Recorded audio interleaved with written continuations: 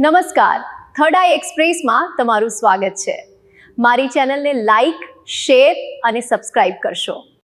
Bhavnagar Somnath national highway પર દીપડાને વાહન અડફેટે મોત, આરોપી સુધી પહોંચી વન વિભાગ। ભાવનગર સોમનાથ નેશનલ હાઇવે પર જંગલી પ્રાણીઓના અકસ્માતોને લઈને વન વિભાગ એલર્ટ થયું છે।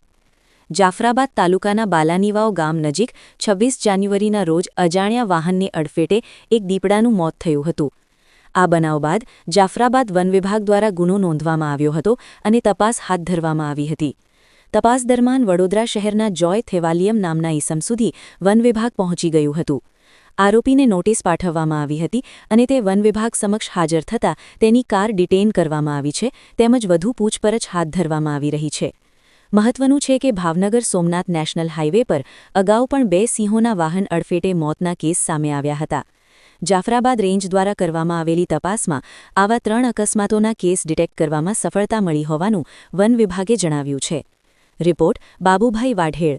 જાફરાબાદ રેન્જના નાગેશ્રી રાઉન્ડના નાગેશ્રી બીટની હદમાં આવતા બાલાની વાવ ગામની હદમાંથી પસાર થતા સોમનાથ ભાવનગર હાઈવે પર તારીખ 26 જાન્યુઆરીના રોજ અજાણ્યા વાહન દ્વારા માદા દીપડાનું મૃત્યુ નિપજાવવામાં આવ્યું। આ બાબતે જાફરાબાદ વન્ય જીવ રેન્જ દ્વારા ગુનો દાખલ કરીને આરએફઓ દ્વારા આગળની તપાસની કાર્યવાહી કરવામાં આવેલ હતી।